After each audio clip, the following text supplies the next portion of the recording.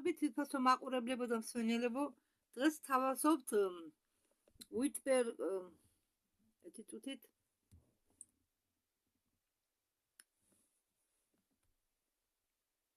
Это место, откуда добывают большой. ჯონ უიტბერგის და ჯეკ ფილინის საუბარს, ინტერვიუს. ჯონ უიტბერგი და ჯეკ ფილინი სტუმრობენ შოუს წმინდა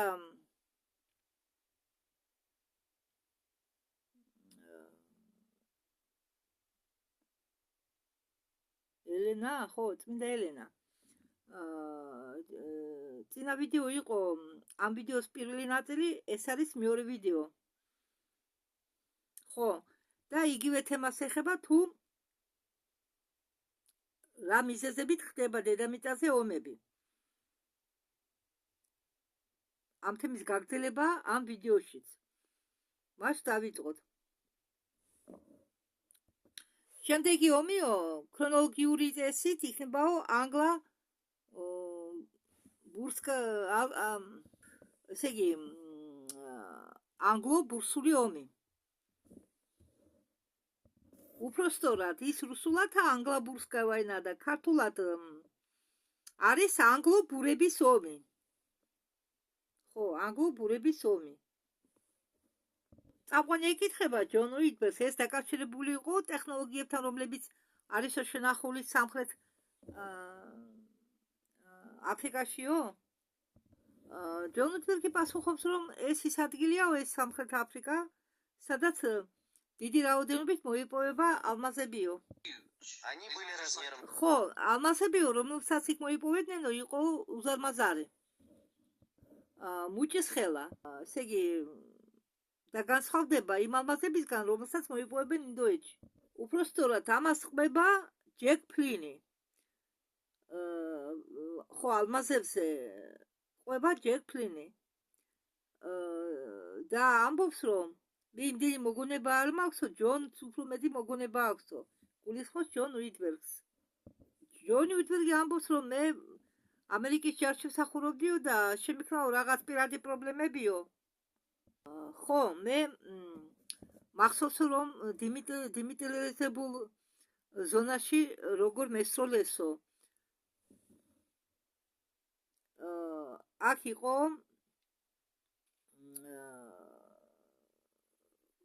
მოვყები უпростоრად მე შემთხვევით სროლაში და მე მოხდაო ტყვია. მე და ესე დამჭრესო და ვიყავიო კომაში 30 დღე, ამბობს ჯონ უიტბერგი. წამყვანი ამბობს, ჩვენ მივედითო შუა ადგილამდე რა თემას, ესე იგი ოპიუმ ომებთან დაკავშირებული თემას განვიხილავთო და მივედითო შუა ადგილამდე ამ თემისა.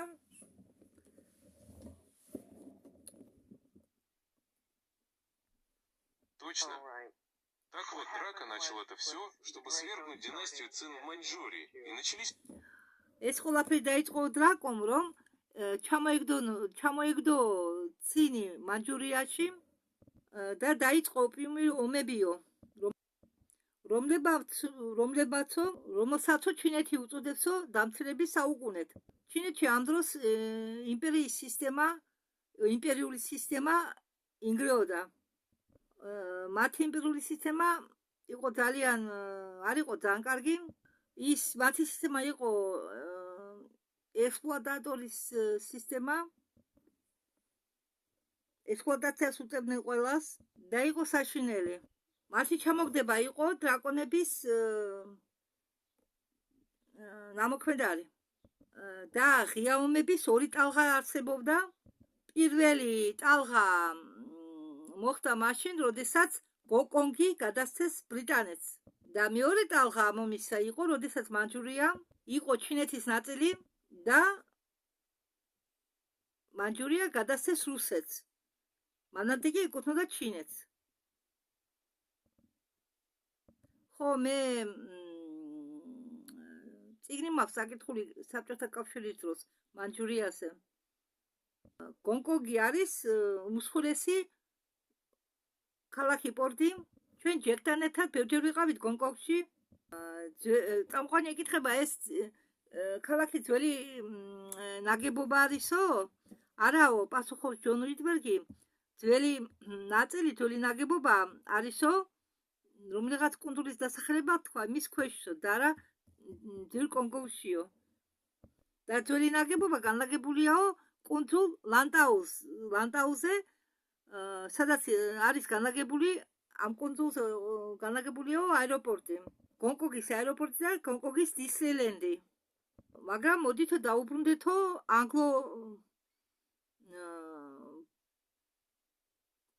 დამავიწყდა ბურმერულ ომს. ანგლა-ბურსკაია ვაინა. ახლა გითხარით და დამავიწყდა, კაი, რა მნიშვნელობა. ეს ომი ხდება ეს ომებიც იყო დაკავშირებული ტექნოლოგიებთან. და ამ ომებშიც მონაწილეობდა დრაკო. ერთი მხრიდან იყვნენ დრაკონელები, მეორე მხრიდან იყვნენ ალდებარანელები. თეთრი აფროამერიკელები ბურეს დღეს უწოდებენ, ისინი არიან ალდებარანელები, იგივე ბრიტანელები, იყვნენ დრაკოს მარიონეტები. დრაკოს უნდოდა რაც შეიძლება მეტი ალდებარანელი ნორდიკები გაენადგურებია.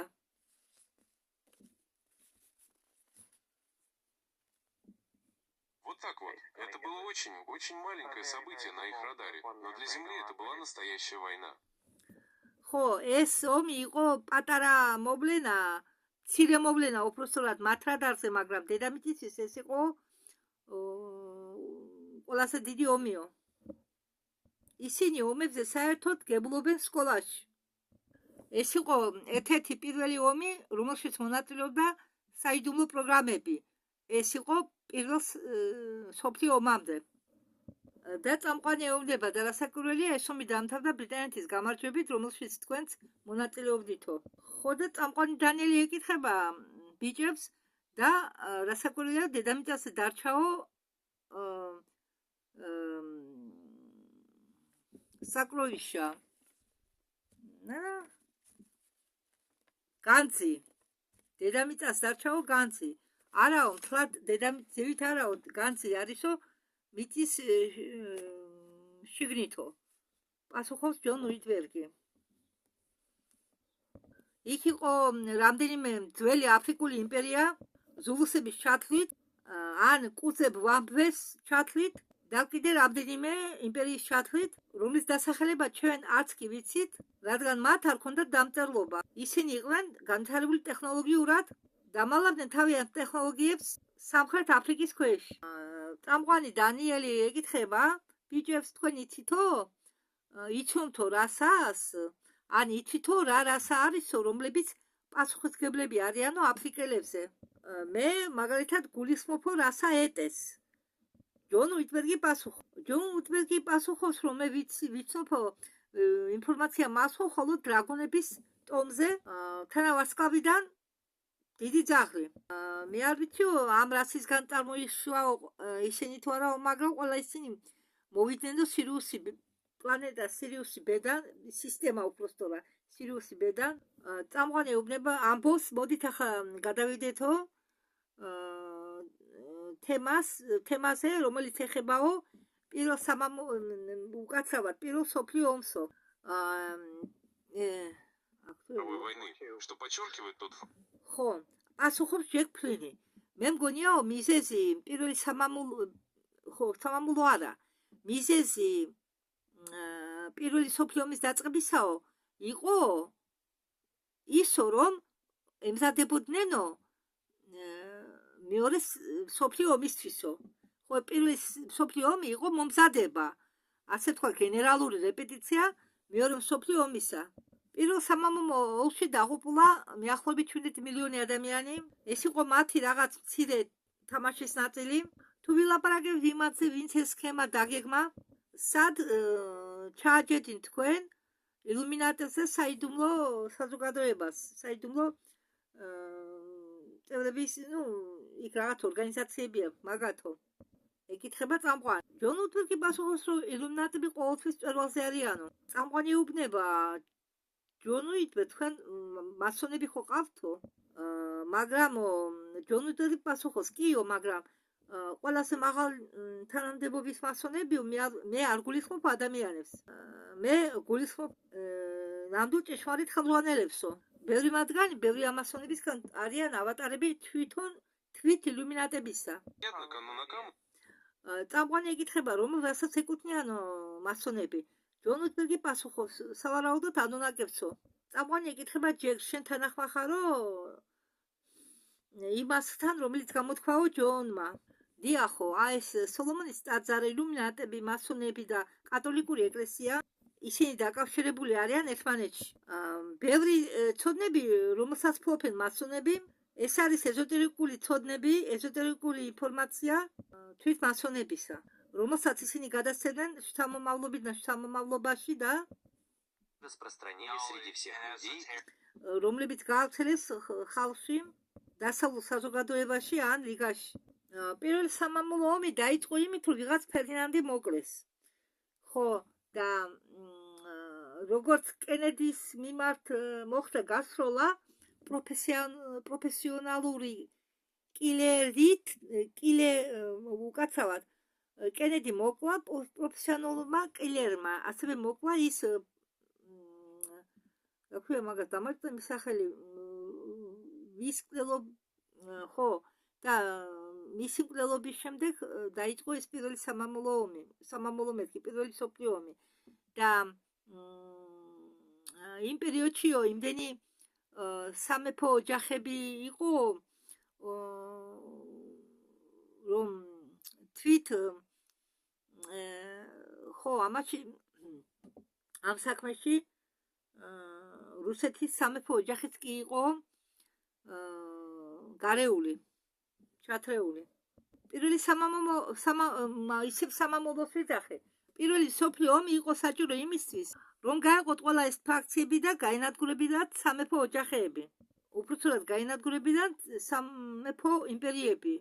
და ეს ყველაფერი იყო მომზადება მეორე მსოფლიო ომისკენ. ხო, რადგან უნდა მოხდარიყო საზღვრების გადაკეთება, ახალი ქვეყნების შექმნა. ეს, ჩემო მეგობრებო, არის თამაში. და ამ თამაში გარეული არიან ნეგატიურ უცხო პლანეტელები. იყვნენ უბრალოდ მაგ დროს.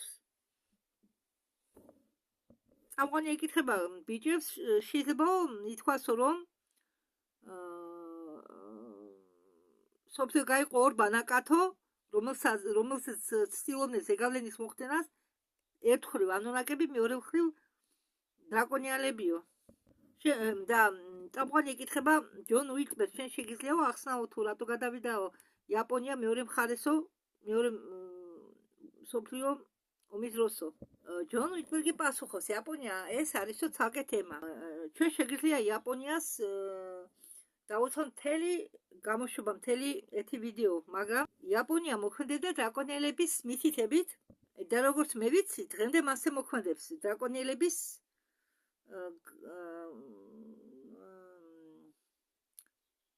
მითითებით.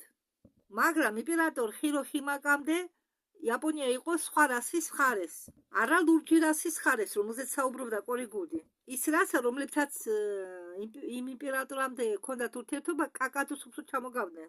მე არ ვიციო ზუსტად ისინი საიდან არიანო, მაგრამ იაპონიამო გადავიდაო სხვა მხარეს, რადგან უნდა მიეღო მონაწილეობა ვასკავთა შორისო იმპერიაში. წამყვანი ეუბნება, წამყვანი დანიელი ამბობს, მოდით ახლა გადავიდეთ მეორე ისევ სამამულო.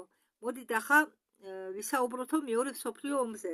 შენ თქვიო, ეუბნება ჯონს, რომ ეს დაკავშირებული იყო გახეთქვასთან. პირველ სამამულო ომამდე, სამამულო ისევ, პირველი მსოფლიო ომამდე გერმანელები და ამერიკელები ერთმანეთს უსწრინოთ ტექნოლოგიებს.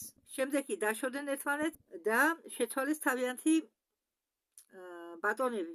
გერმანელებმა დაიწყეს თანამშრომლობა ალდებარანელებთან და ამერიკელებმა დაიწყეს ძებნა თავიანთი საკუთარი ბატონებისა, უცხოპლანეტელებისა. ჯონ უიტვერგი პასუხობს, რომ ამერიკელები დაწყებული 1920 წლიდან თანდათანობით გადავიდნენ ანუნაკების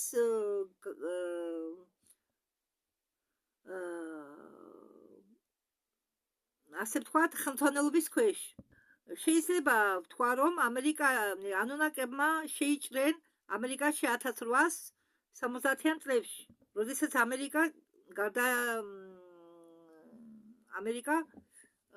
გადაიქცა კორპორაციად. მაგრამ 1920 წელს ამერიკა მიყიდა თავისთავად ანუნაკებს. წამყვანი ეკითხება, მართალიაო, რომ თავიდან ამერიკელებს მიმართესო პოზიტიურმა ძალებმა, რომლებაც შეთავაზეს მათ არასარისკო კარბიული იარაღი. მაგრამ ჯონ უიტბერგი პასუხობს, რომ ამერიკელებმა არ ეუთხრესო, რადგან უნდათ უფრო ძლიერი იარაღი. ჯეკ ფლინი ამბობს, რომ მე მაქვს რამდენიმე მოგონება ოპერაციაზე, რომლებშიც მე მონაწილეობდიო. ეს ოპერაცია იყო მარგარიტკა.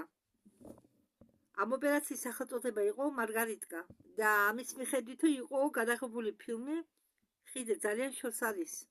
ეს იყო პირველი დაკარგვა მოკავშირეებისა და ომი გაგრძელდა კიდევ 8 თვით.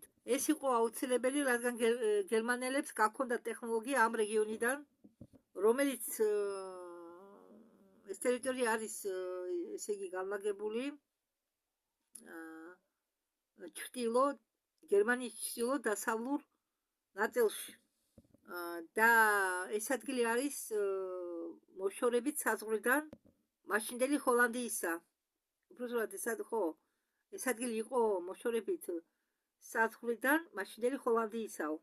ახლა ის არის ნიდერლანდები. ეს მაგენის რაიონი არაა. წამყვანი ეკითხება, ეს ის დრო ხო იყო, როდესაც თქვენ ზაზერკალი ეს ტექნოლოგიებს მიაგენითო. ესე იგი, ზაზერკალი სარკის მიღმა ტექნოლოგიებს მიაგენითო. არაო, პასუხობს ჯეკ ფლინი. ეს იყო აღმოსავლეთში ჩინეთის აღმოსავლეთ სამხრეთ ნაწილშიო. წამყვანმა კითხა, ეს მაინც ხომ იგივე ომი იყო, ხომ ასეაო? ჯეკ ფლინმა დაადასტურა, ხომ იგივე ომი იყო. ზაზერკალიე მოგვიანებით აღმოაჩინესო. ის აღმოაჩინესო მგონი 51 წელს პირამიდებში ჩინეთის აღმოსავლეთ სამხრეთ მხარე ესა რაიონში. და კიდევ კიბორგების ქარხანა, ხო, არსებობდა მაშინ კიბორგების ქარხანა ფილიპინებზე. იქ იყო ობიექტი მანილის ქვეშ. როდესაც ჩვენ იქ მოხვდითო, ამბობენ ჯონ უიტბერგი და ჯეკ ფლინი. იქ იყვნენ ძალიან ბევრი რეპტილოიდები. მაგრამ ისინი უკვე არ იყვნენ ადამიანები ქამელეონები. იყვნენ ნამდვილი რეპტილოიდები. რას გულისხმობს ჯონ უიტბერგი. ადრე არსებობდნენ ადამიანები ქამელეონები, რადგან მათში იყვნენ გენები, რეპტილოიდების გენები, მაგრამ იმ პერიოდისთვის სუფთა რეპტილოიდები იყო იქ. სუფთა რეპტილოიდები. შეიძლება ისინი იყვნენ ადამიანები ქამელეონები, მაგრამ იმდენად გაველურდნენ, რომ არ იყვნენ გადასხვაფერდნენ. ქამელეონები, ადამიანი ქამელეონები და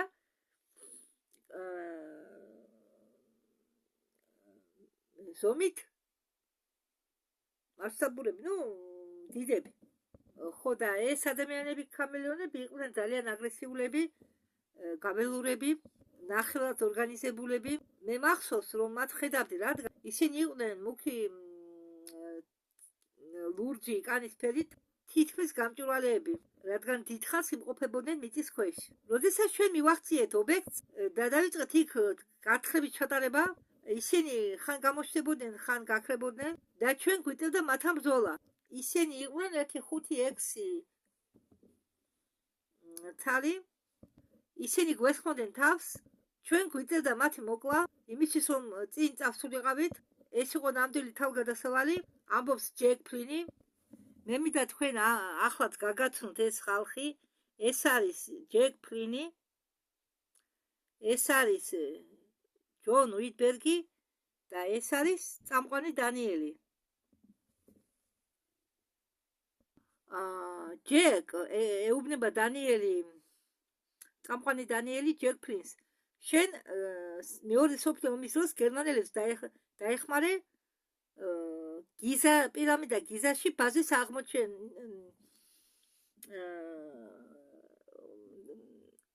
როგორ მაპატიეთ ამერია ესე იგი, ჯეკ ფლინმა გერმანელებს ეს მეორე მსოფლიო ომის დროს პირამიდა გიზაში დაეხმარა ბაზის აღმოჩენაში. ხო, ჯეკ ფლინი ამბობს, მე გავემგზავრეო გერმანიაში. ეს გონი იყო შვარცფოლდი, სადაც მე პირველ რიგში გავემგზავრეო. მე დავხდენო გერმანელი სამხედროელები. ესენი იყვნენ გიტლერი და ჰიმლერიო. იქ აგრეთვე იყვნენ რომიკი, გებელსი და არ მახსოვს კიდევ თქო. ეს იყო გერმანული ხელმძღვანელობა, მაგათ მომიყვენ დავალებებზე, თუ რომელი დავალებები უნდა შემესრულებია მე და მითხრეს, რომ მე უნდა მომიძებნა ტექნოლოგიები, მით უმეტეს ეგვიპტეში, რადგან ეგვიპტეში იყო ადრე ბაზა, ანუნაკების ბაზა. ჩემი დნმ-ის მიხედვით მე მახსოვდა ანუნაკები, რადგან ანუ იყო ჩემი თესლი ზონური და მე შევძელი ამ ბაზის აღმოჩენა ჩემი დნმ-ის მეხსიერების მეშვეობით. ის იყო ცნობილი არქივი, სადაც ინახებოდა ეს ტაბულები, მანუსკრიპტები და ასე შემდეგო. ამბობს წაყვანი და კითხა ჯეკს, როგორ გამოიყურებოდა ის შიგნიდან. ჯეკ ფლინი პასუხობს, რომ ჩვენ მოგვიწევთ ცოტა შრომ ისა გათხრებით ჩაგვეტარებიაო, ჩვენ გავთხარეთო შესასვლელი, რომელიც განლაგებული იყო პირამიდის გარეთ. შესასვლელი არ იყო პირდაპირ პირამიდების ქვეშო. შესასვლელი იყო გარედან. ჩვენ მოგვიწეაო ჩასვლა. რაღაც დრო თხრიდი და შემდეგ აღმოვაჩინეთ შესასვლელი. ეს იყო ჩამოგავდა ძველ ცისტერნას, ვინ გათხარა ეს შესასვლელი არ ვიცით. ბაზის ყველა ნაწილში შეიძლება მოხდელიყავი მხოლოდ ცისტერნის გავლით. ეს იყო ვიდრო გასასვლელი, სადაც უნდა გეხოხა ჩვენ ეს გასასვლელი გავიარეთ ხოხვი და ამ გასასვლელმა გამოგიყვანა გამოქვაბულში. აი მე რა მახსოვსო. Это было в Маниле. ეს ყველაფერი არ გავდაო იმას და არ იყო დაკავშირებული პირამიდა გიზასთან. პირამიდა გიზაში მათ ჰქონდათო კარიბჭეებიო. გერმანელები იყვნენ დრაკოს მოკავშირეები. გერმანელები შეიჭრენ ტრის ბაზაში, რომელიც იყო უკვე მიგდებული და გერმანელებს უნდათ მათი ტექნოლოგიების, ამანონაკების ტექნოლოგიების წაღება. რადგან ეს ტექნოლოგიები დაეხმარებოდა მათ ამონაკების წინააღმდეგ ებრძოლათ. ესენი იყვნენ დაკავებული რივერს ინჟინერიით. ეს ატლდა მათ უპირატესობას ამონაკებთან ბრძოლაში. წამყვანი ამბობს, რომ მე ვფიქრობ, რომ ამისთვის იყენებდნენ, ამისთვის გამოიყენეს ამათმა ვარსკვლავური კარიბჭეებიო, რომ დახმარებოდნენ მარსის ათვისებაში. ყველა კარიბჭეები არის დაკავშირებული ერთმანეთთან, პლატო გიზო, დრანებით განლაგება, აგრეთვე პირამიდები, მარსის პირამიდები, ეს ყველაფერი ერთმანეთშია დაკავშირებული. წამყვანი დანიელი ეკითხება ბიჭებს, არ ვიცი ზუსტად ის ეკითხება, რადგან იჭერდება მათი ინტერნეტი და პირი ხან ეცეღება, ხან მეორეს. ამიტომ მე უბრალოდ თემას გადმოგცემთ. მოდითო მოყევითო მეორე სამამული ისე მეორე მსოფლიო ომზეო. ხო, მიმართავს ჯეკ ფლინს. მოვყევიო მეორე სამამულო ომზეო და ჯეკ ფლინი პასუხობს, რომ ხო ეს მართლა მოხდაო მასე. ხო, ჩვენ საუბრობდითო დროის განსხვავებებზე და მოგზაურობებზეო, მაგრამ ეს მოხდაო, იმიტომ რომ ეს იმიტომ ხდებოდა, რომ მე ვიყავიო ნაწილი დრაკო გერმანელების პროექტისა, კოსმოსური პროექტის პროგრამისაო. ხო, გერმანელები იმზითხებულობდნენო ტექნოლოგიებს დრაკონელებისგან, რომ მათ აძლევდნენო ხალხს. ტექნოლოგიების სანაცვლოდ მათ აძლევდნენო მიყიდიდნენო ხალხს. როდესაც მე შემქმნესო ზონა 52-ში ამბობს ჯეკ ფლინი 1967 წელსო გადამიყვანეს მარსზეო, მე მივყიდესო ტუბანურ იმპერიასო, სადაც მე იქ ავდიოდი კარიერულ კიბეზე, მე გავხდი თავად სარდალი და ახმოვანი მზის მესამე პრინცი. მათ ჰქონდა ძალიან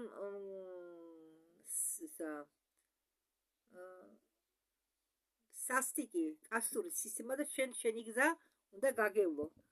შემდეგ მე უხელმძღვანელედი ბრიგადა სახელწოდებით რკინის ვარსკვლავი, რომელიც იყო ჩემიო. ის იყო ჩემი შვილობილი, ეს ბრიგადა შემქმნელი მეო, ამბობს ჯეკ ფლინი. ამის შემდეგ აქედან გამომდინარე მე მივიღეო ტიტული ლორდი რკინის ვარსკვლავისა. მე შექმნიო სპეციალური დანაყოფი სახელწოდებით ვერცხლისფერი ვარსკვლავები. ეს დაჯგუფება სახელწოდებით ვარსკვლავური ვარსკვლავები, ვერცხლისფერი ვარსკვლავები იყო იმ რკინის ვარსკვლავის ნაწილი, რომელზეც იცის ჯონი. რადგან ჯონ უიტმენს გულისხმობს, ჰქონდაო ჩემ ბიჭებთან შეხვედრა. საქმე მოუწეო საქმის დაკავება.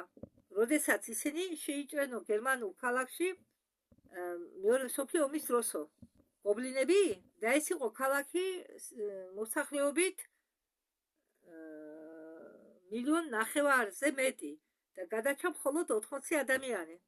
ხო, აგი თქვა წაყვანვა და მე მომიწიაო იქ დარჩენა და ყველაფერს მილაგება და ჯეკ ფლინმა დაადასტურა, ხომ ასე იყო. წამყვანი ამბობს, რომ წარმოუდგენელია ადამიანმა წარმოიდგინოს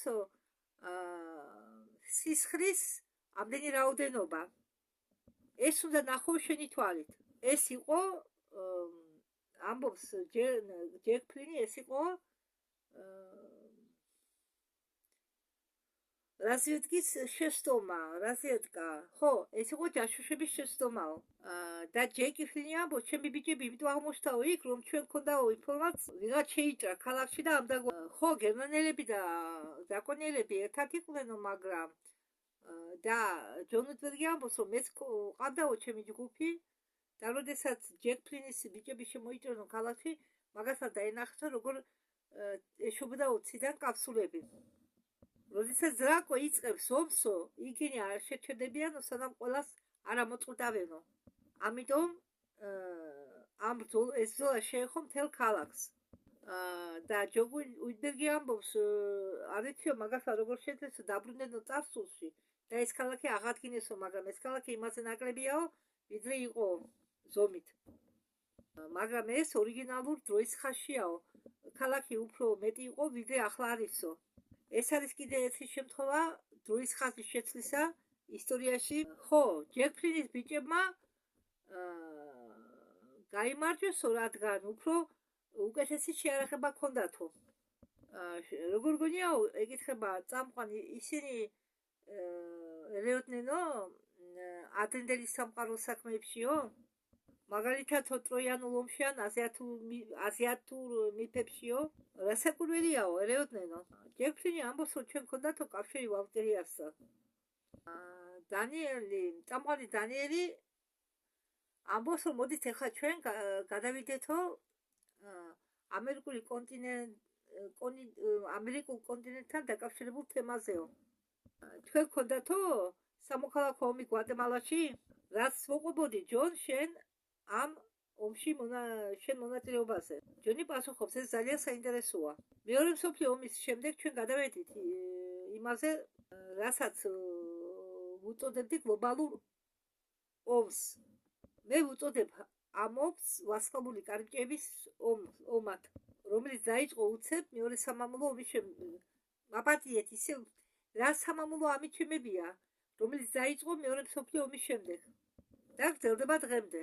ჯერეთი გვატემალაში სავსეა პირამიდები და საკვირველია სავსეა ვარსკვლავური კარიბჭეებით. ამ ომში მონაწილეობდა კომპანია, რომელსაც ახლა უწოდებენ კიკვი და ბანანას. დღეს ბევრმა ადამიანმა იცის ამის შესახებ, მაგრამ აქ დროს ბანანა კიკიტო არის ცერუს მარიონეტული კომპანია, რომელიც წინ წერს ამერიკულ ინტერესებს ლათინურ ამერიკაში, მთელი ლათინური ამერიკის მასშტაბით. Во многих случаях ბევრ შემთხვევაში ადამიანებს არ ესმით, რომ ეს არის გამოყოფილი კომპანია. ასე რომ შენ თუ იყიდი მაგალითად ტიტანზე საპროდუქტო მაღაზიაში ბანანს, ეს იქნება ბანანი ჩიკიტო.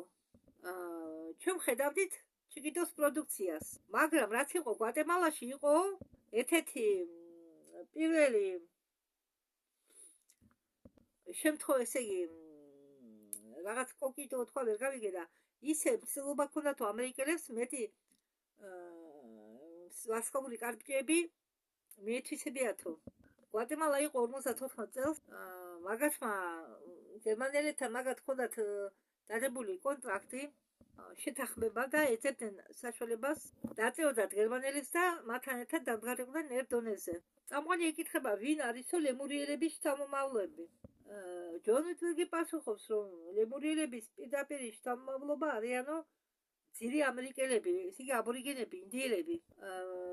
მე ვჯერაო, რომ ძირი ამერიკელები, ისე იგი ინდიელები მოვიდნენ შიდა მიწიდან. იყო აგრეთვე მაიას მოსახლეობის გენოციდი. ხო, ესომი გვატემალაში იყო აგრეთვე შანსი გამოეცადათ გვატემალას მოსახლეობაც და გამოეცადათ ამერიკელები თუ როგორ მოიქცეოდნენ ფიქტიური კომუნიზმის მიმართებაში, რომელიც მაშინ არსებობდა საბჭოთა კავშირში. მაგრამ ამერიკელებმა ეს გამოცდა ვერ ჩააბარეს. წამყვანი ეუბნება ბიჭებს, მოდით ახლა გადავიდეთ კუბურ სარაკეტო კრიზისის თემასთან დაკავშირებით, სადაც აგრეთვე იყო ძალიან ბევრი ტყუილი. ჯონ ვიტბერგი პასუხობს, კუბური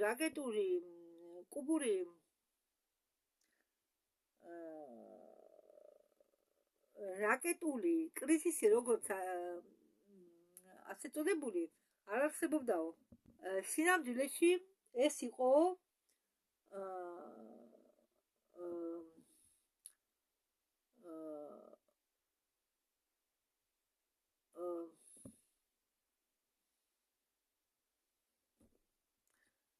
как нагрузить სინამდვილეში ის რაც თითქოს იყო კუბური რაკეტების კრიზისი, იყო პრევენცია ღვთისმლოცველების დედამიწაზე შემოჭრასთან დაკავშირებით. ღვთისმლოცველებს უნდათ შემოჭრა დედამიწაზე, მაგრამ ეს სიმართლე გითხრათ, მე თქვენ ვერ გეტყვით თუ რაში შედგებოდა ეს კუბური რაკეტული კრიზისი. მე ამას მერე ცალკე განვიხილავ. არ ვიცი, ახლა შეიძლება ვიდეოს ბოლოს ვნახო. ახლა მე შევედი ინტერნეტში, მაინც ვერ მოვითმინე. კუბური სარაკეტო კრიზისი ან კარიბული კრიზისი, მაგას ეს კუბური სარაკეტო კრიზისი უფრო ცნობილია როგორც კარიბული კრიზისი, ეს არის 13 დღიანი დაპირისპირება საბჭოთა კავშირის, კუბას და ამერიკის შორის 1962 წლის ოქტომბერში. ეს იყო ერთ-ერთი უმსხვილესი შეტაკება, დაპირისპირება ცივი ომის დროს. და იყო მომენტი, რომელიც ძალიან ახლოს იყო ატომურ კომპლექსში, ძალიან ახლოს იყო და ეს კონფლიქტი შეიძლება გადაზრდილიყო ატომურ კონფლიქტში.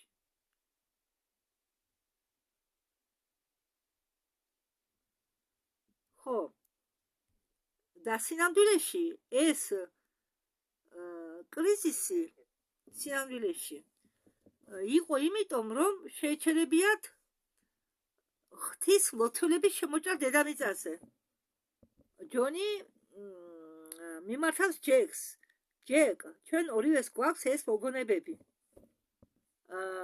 გახსოვს, ჩვენ ვებრძოდით ღვთისმლოცველებს კუბას სანაპიროზე. ესე იგი, გამოდის, რომ ბოგომოლები შემოჭრა დედამიწაზე და თქვენ წარმოიდგინეთ, რა ამბები ხდებოდა და ხალხი საერთოდ აზრზე არ იყო. მათ გარშემო რა ამბები ხდებოდა. და ჩვენ კიდევ არ ვაფასებთ დღევანდელ დღეს. არ ვაფასებთ ერთმანეთს. მერწმუნეთ.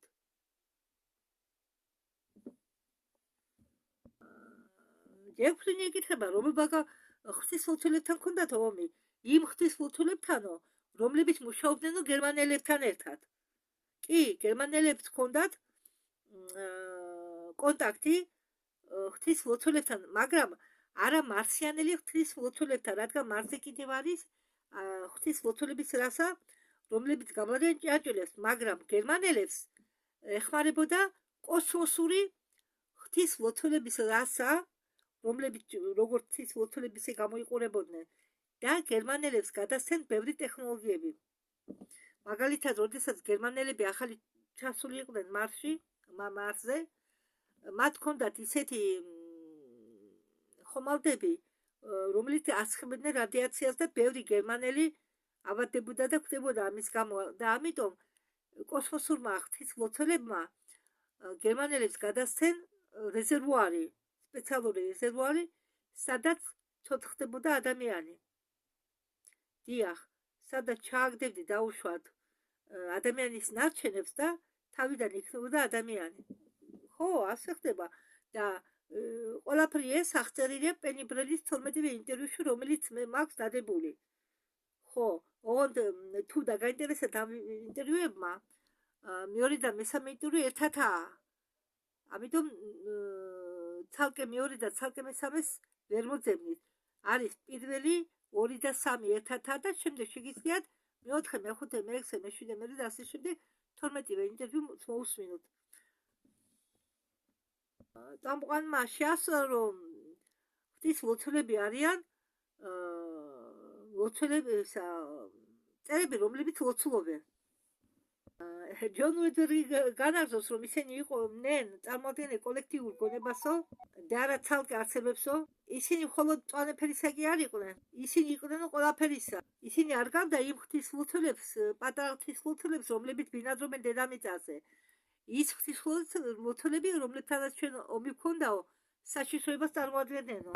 მათ ხომ ხელების მაგრად კლეშნები აქვთ, რომლითაც შეეძლოთ ადამიანის შუაზე გადაეჭრათ. წამებში.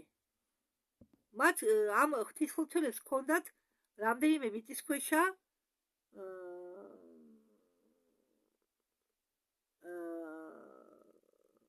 ბაზა არა იმდენად, როგორც ბაზას ვერ დავარქმევდიო, როგორც ბომბ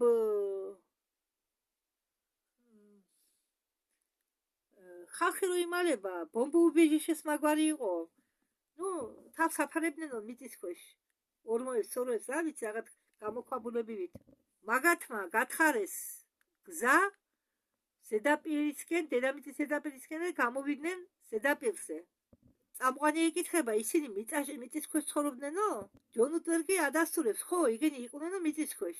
მათ ახლაც ყავთ მიწისქვეშ კოლონია, როგორც მე ვიცი. წამყვანი ეკითხება ჯონ უიტბერგს, ეს შეჯახება მიწისქვეშ იყო თუ ზედაპირზე? მე მგონია ზედაპირზე. მასეთი რაღაც ხდება ხანდახან. ეს იყო ჯუნგლები. სანაპირო და ხო, ეს ხო გითხარით მე? მოხდა ამ ღვთისმლოცველების შემოჭრა კუბის ტერიტორიაზე, ამომძრალა მიწისქვეშეთიდან და ამიტომ კუბური სარაკეტო კრიზისი, ანუ კარიბული კრიზისი იყო როგორც ამოფარება, როგორც საბაბი ვითომ იმისთვის, რომ ეს ომი ადამიანებს და ღვთისმლოცველებს შორის დაემალათ. მაშინ ხომ არ იყო ღიად იმდენად არაფერი, მაშინ არც ინტერნეტი იყო, არც ნორმალური კავშირებია, რომ უცებ მიგიღო ინფორმაცია, არც ტელეფონები არსებობდა მობილური. ხო, კუბას იმ დროს არ ქონდა ატომური იარაღი, რუსეთმა არ მიყიდა კუბას ატომური იარაღი იმ კომუნისტების დროს. ჯონ უიტბერგი თქვა, რომ მე მინდა დავამატო, რომ იმ ბრძოლის დროს იყო ერთი ეპიზოდი. კანარიკებზე ეს რა ხომ იცით, წვრილი ნავები რომ არის და ბევრი ხალხი რომ ჯდება, უფრო ინდიელები ხმარობენ მაგას. იქ იყო ხალხი, იქ იყო სამხედრო ხომალდები, გემები, უბრალოდ იქ იყო სამხედრო გემები და თვალყურს ატევნებდნენ თუ რა ხდებოდაო სანაპიროზე. იმათ ეგზალებოდათო საუბარი და ბევრი მათგანი, ვინც ამას აკვირდებოდაო, არ ჯეროდათო რომ ეს ხდებოდაო. ხო, ხალხი ამ კანარიკებზე იყვნენ განლაგებული და ისროდნენ. ეს იყო ჩვენი ხალხი, მაგრამ იგენი უაზროს სრულობდნენო. მე მესმოდა ჯეკი როყიროდა რაციაში. როგორ უყიროდა იმ ხალხს მეატო ეთოს როლა. ან დაუმისნეო მაიცო ტყულად რო ისვრიო, ტყულად რომ ხარჯავო ამ ტყუებს. ისინი მიზანს ვერ იპოვიდნენ, ვერ დაუმისნებდნენ, რადგან ის ღვთისმლოცველები იმდენად ბევრი იყვნენ, რომ და ისიჩქარად გადაადგილდებოდნენ, რომ მათ ვერ დაუმისნებდიო. ეს ღვთისმლოცველები გამოჩნდნენო ორი ადგილიდან. მე მახსოვს, რომ ერთი პარტია გამოჩნდაო ძველი დანგრეული ტაძრიდან და კიდევ რომელიღაც ადგილიდან.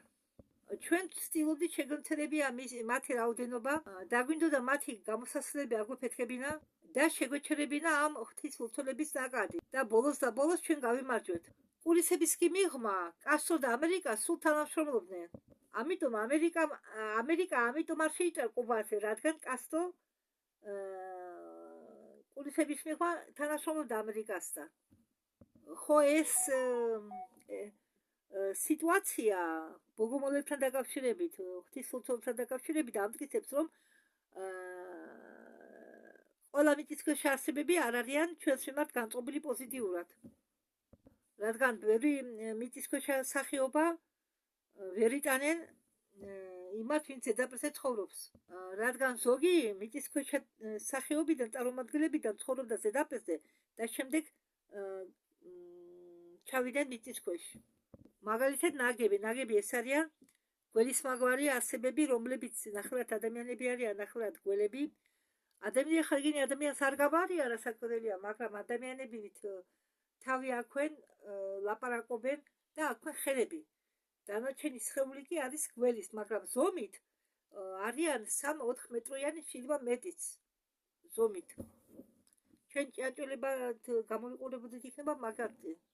ნაგებს არ უყვართ ადამიანები. თუ თქვენ აზიაში რომელიმე ხმა გამოქვაბულში შეხვავთო, შეხვდებით, შეიძლება შეხვდეთ იქ 1 ან 2 ნაგს. იგენი თქვენ შეგჭამენ. რეპტილოიდების უმრავლესობასაც არ უყვართ ადამიანები. მთა შასტასთან, ალბათ გაგიგონია მთა შასტა. ხო, ამ მთასთან არის გამოქვაბული. იქ ცხოვრობენ არსებები სიგრძით 5 მეტრო, უბრალოდ 5 მილის რადიუსში.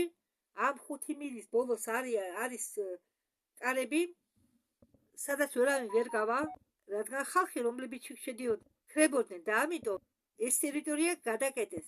წამყვანამ ენამებნება უკაცრავად. წამყვანმა თქვა, მოდით ახლა გადავითეთო შემდეგ ომზე, ვიეტნამის ომზე. და ისევ ორი ფრაქცია მონაწილეობდაო ამ ომში. ისინიდან ორდიკები.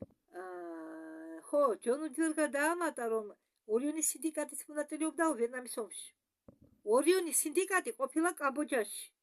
კამბოჯაში ომი რომ იყო, უკაცრავად. კამბოჯა მგონი ვიეტნამის ქალაქი.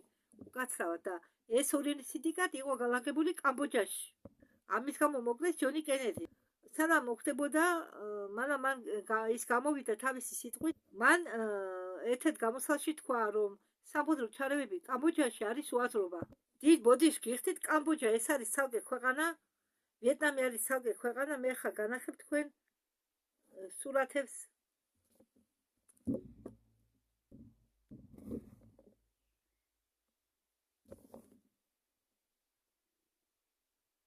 ეს არის კამბოჯას ფოტოები. ძალამაზი პეიზაჟებია, ხო?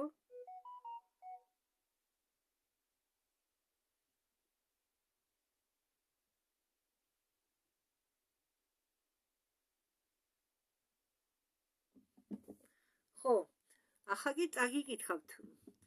კამბოჯა არის ქვეყანა აღმოსავლურ სამხრეთ აზიის უკაცრავად.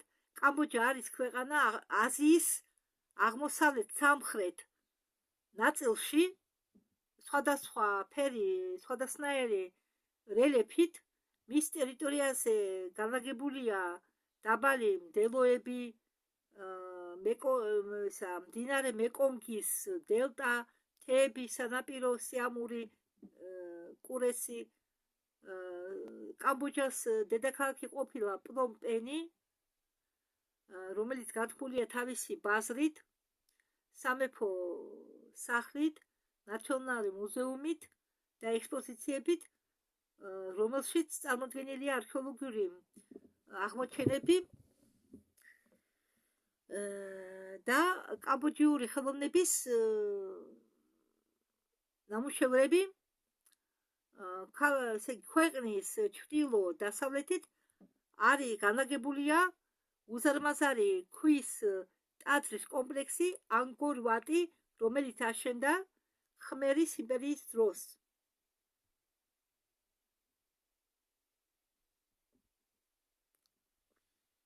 ახლა მიუბრუნდეთ და ახლა მე თქვენ განახევთ ვიეტნამს.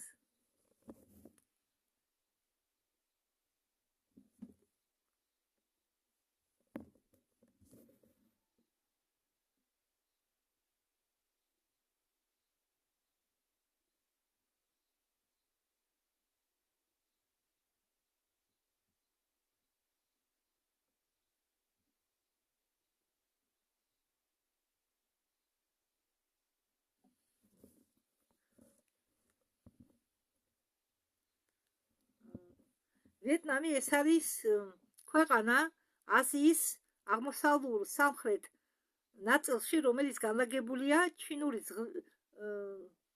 სამხრეთ რომელიც განლაგებულია სამხრეთ ჩინური ზღვის სანაპიროზე. ის ცნობილია როგორც სანაპიროებით, მდინარეებით და ბუდისტური პაგოდებით, ანუ ბუდისტური შენობებით. პაგოდა არის ბუდისტური შენობა და ქალაქებით. ვიეტნამის დედაქალაქი არის ხანოი, სადაც არის განლაგებული უზარმაზარი მარმარილოს მავზოლეუმი განთქმული ლიდერის კომუნისტური პარტიის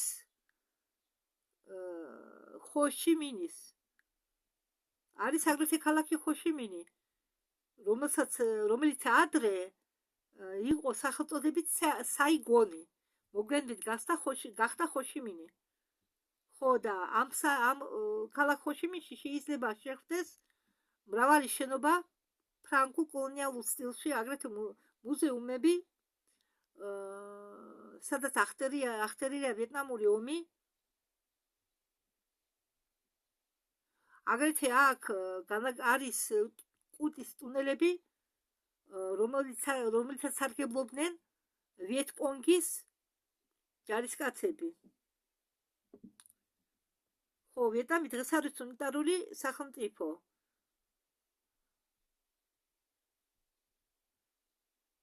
ხო და მოსახლეობა 1004 მილიონი 100 მეტი მილიონი ადამიანი 23 წლის მონაცემებით.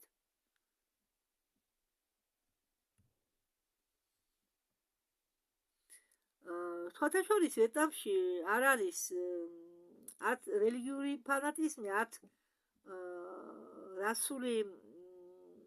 რასიზმი, მაგრამ არის ქურდობა.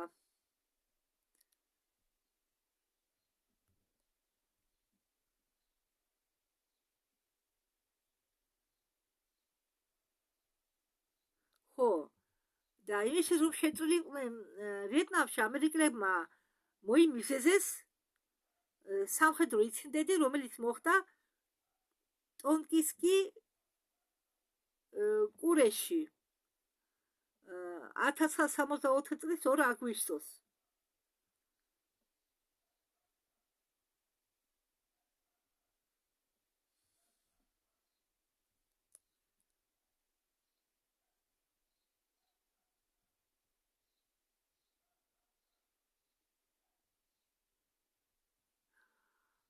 მე მგონია რა არის იცი, რეგენი ყველა ერთმანეთს გავს, მაგრამ ენებიც გონი საერთო აქვენ ამათ.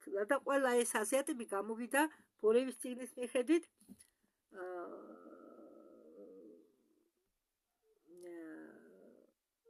უკაცრავად ახლა გავიხსენებ გამოვიდა შექმნეს უბრალოდ სპეციალური რასა, მონღოლოიდები და თითქმის ყველა ადამიანში დენა ეს გენი. ოღონდ პროცედების მიხედვით. ჩვენ ამბობს ჯეკ ფლინი ვიეტნამში გაგვაგზავნეს იმისთვის, რომ გვესწავლაო ვიეტნამელი ჯარისკაცებისთვის როგორ უნდა უბრძოლა, რომ შებრძოლებოდნენ ამერიკელებს, ჩვენ არ გვინდოდათო რომ ამერიკელებს გაემარჯვათო ვიეტნამში. ჯონ ვიტბერგი ამბობს, რომ აღმოსავლურ სამხრეთ ნაწილში აზიისა არის ქსელი ამ ვარსკვლავური კარიბჭეებისა და იმიტომ დაიწყო ეს ომი, რომ ამ კარიბჭებს დაეუფლებოდნენო. ხო, წამყვანი ამბობს, მოდით ახლა გადავიდეთ ირანულ რევოლუციაზე, რომელიც მოხდა, რომელიც სინამდვილეში, რაც მოხდა ამ დროს, განსხვავდება იმ ინფორმაციისგან, რომელიც ჩვენ მოგვაწოდეს. ჯონ ვიტბერგი ამბობს, მე რამდენიმე დღის უკან აღვადგინე ეს ფრაქტალი ჩემ მეხსიერებაში. ხო, ჯერ არა მაქვს კარგად ეს მეხსიერება აღდგენილი, ეს მომენტი მეხსიერებისა და ჯეკ ფლინი ჯეკ შეხო მიცი რომ ამ რევოლუციამ რა გამოიწვია. ხელისუფლებაში მოვიდნენ ხალხი, რომლებიც წარმოადგენენ გერმანულ მარიონეტკებს. მე უბრალოდ მახსოვსო, რომ ვიყავიო რევოლუციურ გვარდიაში, ირანულ რევოლუციურ გვარდიაში და ვიძროდიო გაკარგულებებს. ხო, ჩვენ ვარიგებდით შრატებს, უბრალოდ ადამიანებს ურიგებდით შრატებს, რომ დახმარებოდით მათ გაემარჯვათ. და ეს იყო საბაბი, გერმანელებისთვის ეს იყო საბაბი, რომ ახლო აღმოსავლეთში შემოჭრილიყვენო. და ეს იყო ომის საწყისი ირანი და ერაყს შორის. წამყვანი ამბობს, ახლა მოდით გადავიდეთ თემას, შევეხოთ თემას ლივანის ომს. ხო, ლივანშიც არის თურმე კარიბჭეები, ერთი ყველაზე დიდი კარიბჭე არის ბალბექში. ამ ლივანის ომში იყვნენ გარეული მიწისშიდა ადამიანები, მიწისში ცხოვრებლები, რაფტორი ეს არის ტერმინი პოპ კულტურიდან 990-იან წლებიდან, იურსკის პარკის პერიოდიდან. ვინ დგას ყოველი ნაციის უკან ამ რეგიონში. უბრალოდ დამისახელეთო რამდენიმე მოთამაშეო ეუბნება წამყვანი. სირი არის დრაკონელების მარიონეტი. პასუხობს ჯონ ვიტბერგი.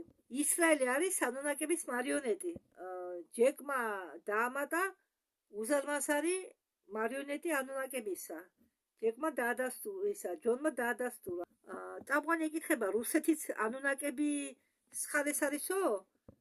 ჯონ ვიტბერგი პასუხობს, კიო, პუტინი ლოცულობსო ენკიზე ყოველ საღამოს ირისწინ. ეგვიპტე არის ველური დასავლეთი. ეგვიპტეს პრეზიდენტ სტომის დონე უფრო მაღალი აქვს, ვიდრე ამერიკის პრეზიდენტს. წამყვანი ეკითხება, და ეს როგორ არის შესაძლებელიო? ჯონ ვიტბერგი პასუხობს, რადგან მის ქვეყანაში ძალიან ბევრი აქტივობებია, ეს ძალიან ბევრი კარიბჭეებიცაა. და ეგვიპტე არც ისე დიდი ქვეყანაა. და იქ ვერაფერს შეინახავ. ხო, და ამერიკის ჰიბრიდები ესე იგი განლაგებულია სპეციალურ ადგილებში. ყველგან არ არიან გაფანტული. რაღაც ადგილებში არიან დაფიქსირებული. ეგვიპტეში კი ეს ყველგანაა. შენ ცხრწინ ნახავ ჰიბრიდს. ხო, ახლა მოდით ჯერ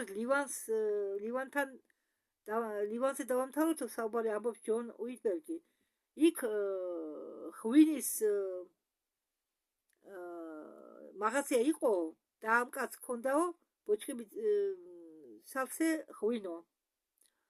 და ჩვენ გვიხდიდაო და ამ ესე იგი ღვინის მაღაზიის მეპატრონე მიცოდაო, რომ არსებობდა უცხო პლანეტელები და მგონი იყო ექსტრასენსი და ის ჩვენ გვიხდიდაო მუშაობისთვის ღვინოთი. და როდესაც ჩვენ რაფტორებთან მთელი დღე გვქონდა უბრძოლა, ვინ არიან რაფტორები? რაფტორები ცხოვრობენ მიწის ქვეშ, მიწისში.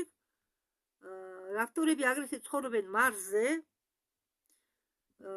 რომლებიც ჭამენ ადამიანებს, რომლებიც გავლენ დინოზავრებს იურკის პერიოდიდან და ამ რაფტორებს მონაყოლი აქვს პენი ბრედის თავის ერთ-ერთ ინტერვიუში, რომელიც მე მას გადათარგმნილი ამ 12 ინტერვიუდან, როდესაც ისწავლობდა მარსზე, მათ სასადილოში შემოიწვია რაფტორები, ხო და ზუსტად მაგდაღარი რაფტორები ცხოვრობენ მიწისში. და ეს რაფტორები ეტყობა ამოდიოდნენ ლივანის ტერიტორიაზე და ამ რაფტორებთან უწევდათ ბრძოლა. და ღამით კი ჩვენ თრებოდითო. მართალია ხარ ანერების პატრონი და იყო არელოდები ისე ყოლებიანი ძელცხრად ხეთები გამოძრებიან მიწიდან და იწყებენ ხალხის ჭამას. და ჩვენ ამ დღეს ამ ბრძოლას ცდილობდითო დაგვივიწყო ეს ყველაფერი ღვინოს დახმარებით. გვინდოდათო გათიშვა უბრალოდ არ გვინდოდა რომ ხსომებოდაო თუ რა მოხდაო დღეს. რეპტილოიდები უფრო უბრალოები არიან. რეპტილოიდები არ სრულობდნენ, არ გვესროდნენ ჩვენ. მათ არ ქონდათ იარაღი და არ გვესროდნენ ჩვენ. წამყვანი ეკითხება, თქვენ შეძელითო ეს ვასხავური კარიბჭეები გენახათო ან გესარგებლათო ამ ვასხავური კარიბჭეებით? ჯეფრინი ამბობს, რომ ჩვენ გვინდა მისმაო, რომ იგენი გამოძვრენო იმ გასმოსასლიდანო, რომელზეც ჩვენ არაფერი ვიცოდითო. ჩვენ ვიყავითო მათში ადრე, მაგალითად ბალიზე. ეს სოფლიოში ერთ-ერთი ყველაზე დიდი ომებთაგან არის, მაგრამ ჩვენ არ გვახსოვსო, რომ მაშინ მონაწილეობა მიგვეღო. წამყვანი ეკითხება ბიჭებს, მაშინ რა იყო მიზეზი კუვეტის ომისა? კუვეტი იყო საბაბი, რომ გამოეცადათო რაღაც იარაღის დასახელება თქვა, გამოეცადათო ხალხზე, თუ როგორ მოქმედებსო. ამ იარაღის დასახელება V2K. და რა ყოფილა ეს V2K? შენ გესმის შენი საკუთარი ხმა, მაგრამ შეგონია რომ შენ გელაპარაკება ღმერთი. ანუ მუსულმანურ ქვეყანაში ალახი. რადგან კუვეტელებმა დაყარეს იარაღი და თქვენს რომ ჩვენმა ღმერთმა გვიბრძანა მეტი არ გვეომა. თქვენ წარმოგიდგენიათ როგორ მოქმედებს ეს იარაღი, ხო?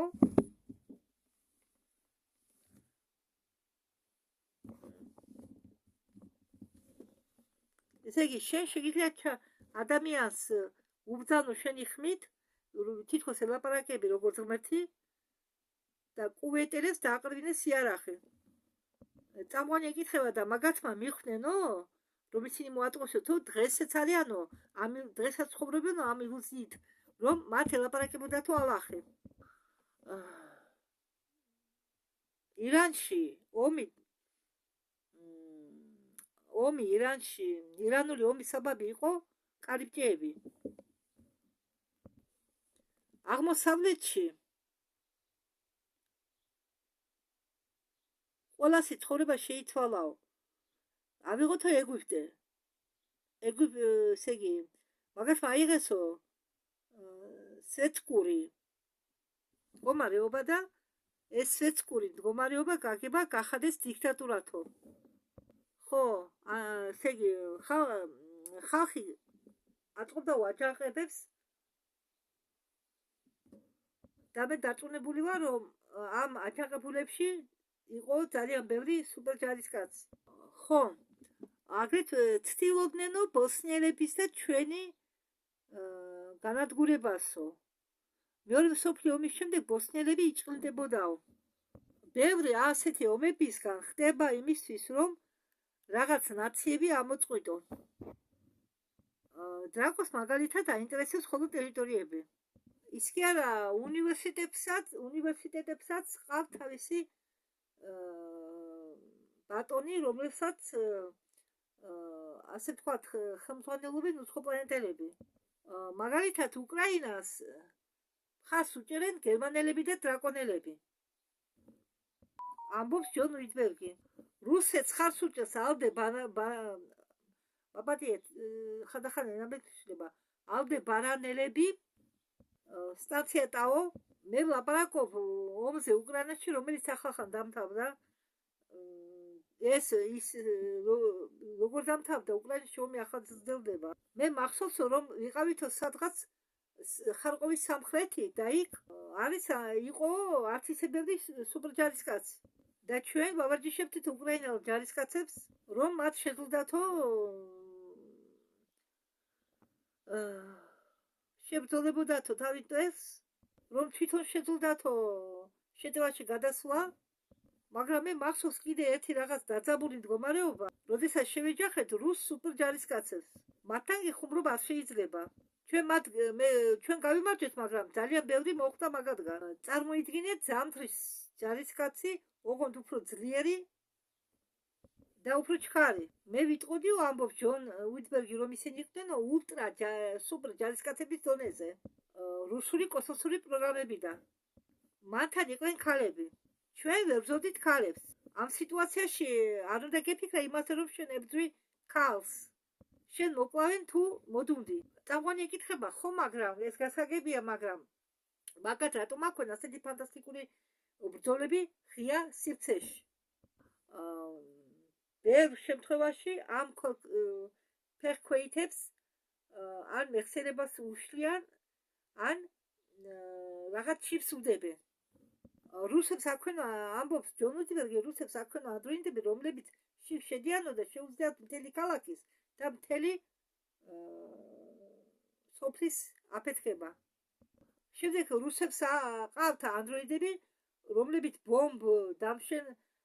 დამბობის შემდეგ შედიან ქალაქებში, სოფლებში და გადარჩენილ ხალხს ხოცავენ, რომლებიც გამოდიან თავშესაფარიდან.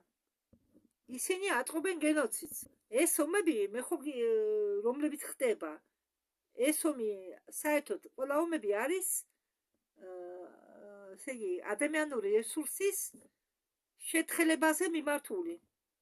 წამყვანი ამბობს, ჩვენ დაგვაგვიწევ კიდე ერთი მხრის ხსენება, ეს ორიონის სინდიკატისო, რომელიც ძალიან დიდ როლს ასრულებს ამ ომების დაწყებაში და სვლაშიო. ჯონ უიტბერგი ამოწმებს, რომ ხო, ორიონის სინდიკატს აქვს თავისი. მათ აქვენ ბაზა უკრაინაში, ყირიმის ნახევარკუნძულზე, რომელიც ახლა იმყოფება რუსეთის ოკუპაციის ქვეშ. რუსები ებრძვიან ორიონის სინდიკატს. მაგრამ რა არის ორიონის სინდიკატი, მე ვფიქრობ, ჩვენ ეს ვერ გავარკვიეთ. ხო, ისინი წარმოადგენენ დრაკონიელების, რეპტილიების, სხვადასხვა დაჯგუფების, საერთო გროვას, ასე ვთქვათ, სინდიკატს. და კიდევ სხვა სახეობებისაგან, რომლებიც არ მიეკუთვნებიან დრაკონიელებს და რეპტილოიდებს.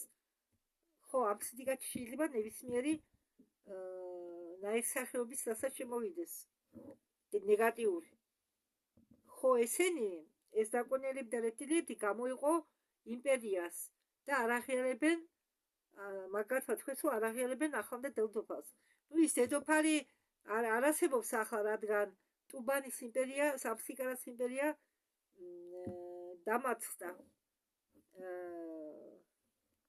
ელენა დანანის ახალი ამბების მიხედვით. და ისინი ამბობდნენ, რომ მათ ყავთ თავისი თავიანთი კანონიერი დედოფალიო. და ისინი თვლიან, რომ იმპერიის საზღვრები უნდა იყოს განლაგებული სხვა ადგილას და 30 წლის განმავლობაში ისინი ცდილობენ დაამტკიცონ ეს ტერორისტული ტერაქტებით. ხო, და წამყვანი ამბობს, ოლო ფრაქცია, რომელიც ხსენება ჩვენ შეგიძლია, ეს არიან ნაგები. ნახევრადგოლები, ნახევრად ადამიანები. დიდი ზომის სასაკვირველია. ჯონ უიტბერგი ეუბნება ჯეკ ფლინს, ჯეკ, შენ უფრო მეტი იცი მათზე ვიდრე მე. როგორც მე ვიცი, ამბობს ჯეკი ფლინი, ნაგები რუსეთს რაღაცას აცვდიანო გერმანელებისგან. შეუძლებელიაო, ნაგები ვერ იტანენო გერმანელებს. ისინი გერმანელებს შეჭამნენო, არაო, ამბობს ჯეკ ფლინი. ნაგები თანამშრომლობენო გერმანელებთან. კი, ამას ადასტურებს პენიბრელიც. ხო, რაღაცა ახსენა ერთ-ერთ ინტერვიუში ნაგებზე. ხო, ნაგები მე გავიგე ერთხელ მესმოდა რომ მონაცემი მაქვს რომ ნაგები იყვნენ რუსეთში. ნაგები უფრო არიანო აღმოსავლეთ სამხრეთ ნაგები უფრო არიანო ესე იგი ბინადრობენო აზიის აღმოსავლეთ სამხრეთ ნაწილში. ისინი არიანო ბინადრობენო ფილიპინებში, მიწისქვეშ. მე არ ვიციო რუსეთის ტერიტორიაზე თუ არისო ნაგების რომელიმე რამე ბაზა. კი, ნაგები დიდი ხნის განმავლობაში ცხოვრობდნენ რუსეთში, მაგრამ ნაგები ჩვენთან არ მეგობრობენო. ნაგი არის ძალა, რომელსაც უნდა გაუსწრო ანგარიში, თუ გაითვალისწინებთ მათ ზომებს და ტექნოლოგიებს. ნაგები აქ უფრო ჩვენზე დიდხანს იყვნენ, ცხოვრობენ. ჯონი, შენ იცი? ნაგების მონაწილეობა ამ ომში რა სასარგებლოს მოუტანთ მათ? ალბათ უფრო პოლიტიკური უსაფრთხოებას. ბოლოს და ბოლოს რა არის ნებისმიერი ომის აზრი, არსი, რაც შედგება? თუ რეპტილოიდებს გულისხმობ, ეუბნება ფრიცი მეთქი. ჯეკი, ეს დაკავშირებულია მათ კვებასთან. ხო, მაგრამ ეხო არ ჭამ ადამიანებს, უფრო სწორად, ისინი ხო არ ჭამენო რეპტილოიდები ადამიანებს. ხო, მაგრამ ზოგი ჭამს. ზოგი ხო ჭამენ, როგორ არა? არაო, ის ამბობს, ჯეკი, ისინი მათ ადამიანებს არ ჭამენო, მაგრამ მათ კლავენო. ყველა ადამიანის სახეობა არ მოწონთო რეპტილოიდი. არის მხოლოდ რამდენიმე სახეობა, რომელსაც ისინი ჭამენო, მაგრამ კონკრეტულად ადამიანს ისინი არ ჭამენო და როგორ არა, ის ყვებოდა ვინ ყვებოდა კაცო? ზოგი ჭამს, მაგალითად ხო იყო ზოგი დრაკონელი, აი მე მაქვს კონდეს მონაყოლი ადენოხრომის მოყვარული ნარკომანი დრაკოზე, რომელსაც ერქვა თუ გავიხსენე ახლა მე რომელსაც ერქვა კარგი არ მახსოვს, რომელიც სექტარია ახლა, მაგი დაიჭერეს და სიკვდილით დასაჯეს. გამახსენდა ბაფომედი. ჯონ უდბერგი ამბობს, ჩვენ ადამიანები არ ვართო, მათი გემოვნებაში არ ვზივართო. ჩვენ არ მოწონთო, ჩვენი ხორცის გემო მათ არ მოწონთო. მათ უფრო მოწონთო ხორცი, რომელიც არის პობის პერიოდში და თან მათ მოწონთო ძროხის ხორცი. ხო, ამ ძროხის ხორცს ისინი რაღაც დროით მზეზე დებენ, რომ დაალპეს და გოგირდის სიმჟავე დაგროვდეს. მათ ძალიან უყვართ გოგირდის სიმჟავე. წამყვანი ეკითხება ბიჭებს, არისო პრობლემა იმისა, თუ ვინ გაიმარჯვებსო ამ ომში. ჯონი ამბობს, რომ მათ მოუწევთო ბრძოლის შეწყვეტა. და ჯონი ამბობს, როდესაც ჩვენ ეს პირველად გავაკეთოთ, გვეგანაო, რომ უკრაინა გაიმარჯვებდა. ისინი აგრძელებენ აქტივების შემოტანას რუსეთში, სხვადასხვა ქვეყნებიდანო. მე მგონიაო, რუსეთს, ახლა მე აგიხსენთ უფრო ზუსტად. რუსეთს კოლონიები აქვს კოსმოსში და სუპერ ჯარისკაცებს უწოდებენ აქტივებს. სუპერ ჯარისკაცებს რაღაც ტექნოლოგიებს და ეს კოლონიები ხო განვითარდა, გაძლიერდა და რუსეთი აქაა დედამიწაზე და იქ ბრძანებლობს, მაგრამ იმათმა განუდგეს რუსეთს. ისინი ისე ტექნიკურად ისეთი განვითარებულები არიან, რომ შეუძლიათ ნებისმიერ წინააღმდეგობას გაუძლო და ვარითხვეს რუსეთზე და თავიანთი განვითარების გზა აირჩიეს ოღონდ რუსეთიდან განცალკევებით. კარგი, მოდით ამ ნოტაზე დავამთავროთ. საინტერესო მე ყველაფერი მოგიღებით. არის კიდევ 2 ვიდეო, ოღონდ უკვე სხვა შოუზე, ჯონ უიტბერგის ვიდეო, სადაც ის სტუმრობს, ეს არის წმინდა ელენა შოუ, ასე დარქვა და წამყვანია დანიელი. ეს მე 3 იყო მეგონა, მაგრამ 3 არ ყოფილა, ის სხვა შოუ ყოფილა, 2 ვიდეოებისა, იქაც 2 ვიდეოა მგონი, 2 ნაწილი.